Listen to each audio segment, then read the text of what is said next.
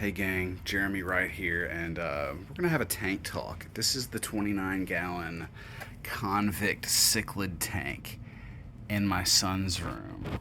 But something's going on. Let's look back in the depths at those itty bitty fishies. There's one, and some protective parents. So they have this little area being guarded and parented by those dudes. And I approve. Well done, fishies. Well done. So, I'm going to try to adjust that brightness. That is so wacky, sorry.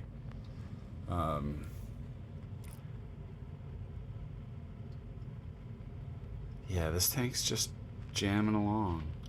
So, again, let's go back in here and do a zoom. Get a look at some of the baby fish. This is the first day I've seen them.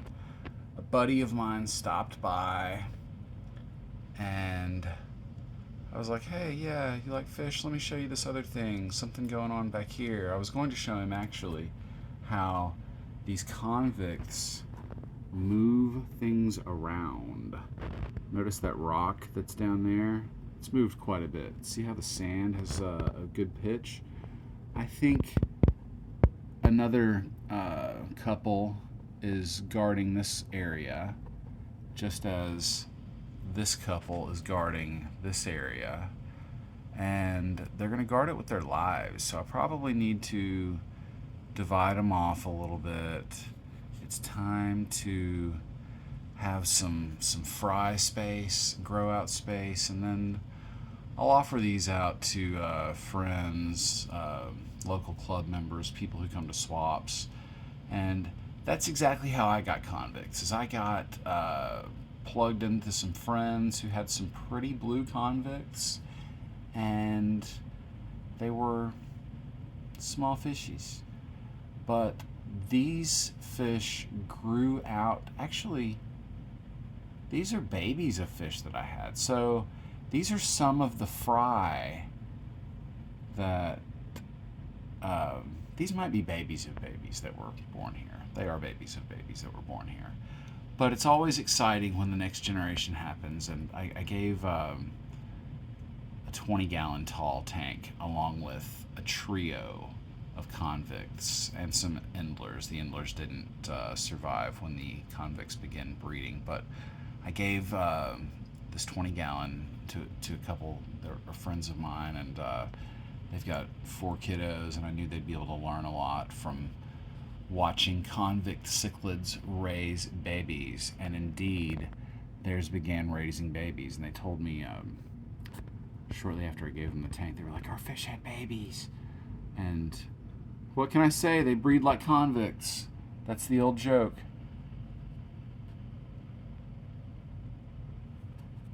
Anyway, I'm enjoying it. Thanks for watching. Thanks for giving me a view. Let's try to change a little bit of our perspective in this for a moment. Talk about the tank itself. It's 29 gallons. It was, it gets rearranged quite a bit. So there are Nymphia, Stellata. There are, that's one sword. That's my only sword that's even in this. No, I take that back. I've got 2 swords here right now. But that's the only one that's here. That started out, where did I even get that? Maybe out of one of my other nano things. So that started as a little bitty thing that I kept. That was the only sword that I've retained here. There's quite a bit of pogo stem on. There are some floaters. That's water lettuce.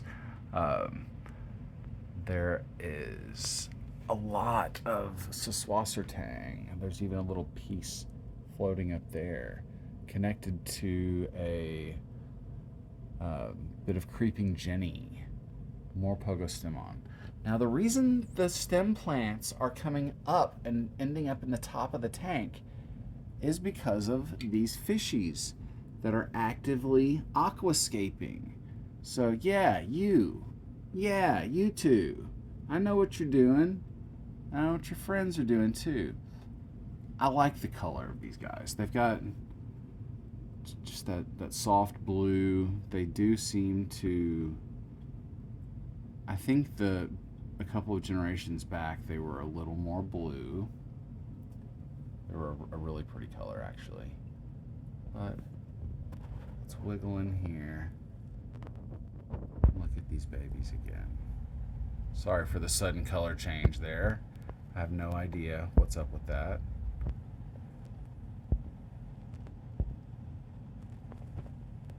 But I know what's up with that. That's a fishy being a good parent. That one too.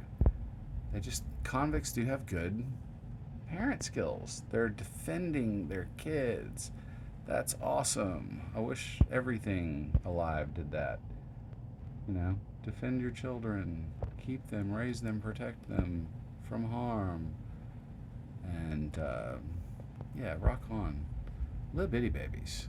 So that's what's happening in Tank B for now. And I'm going to let that keep jamming. Thanks for watching me for a bit. Thanks for joining. If you enjoy this sort of thing, if you like Tank Talks, give me a like or subscribe. This is, something I definitely enjoy sharing. And I will be sharing more. Other tanks, other things, some skills on how to make this stuff work well, how to make ecosystems thrive the easy way and keep them on easy mode with easy buttons that don't move. Even if fish move your plants around, the easy button doesn't need to move. And we find that really by turning to nature. Look to nature. How does nature solve problems?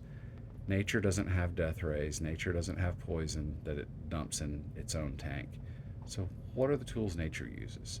Biodiversity, stability, cleanliness, but mainly it's that biodiversity bit. It's how we end up with a nutrient chain and a food web and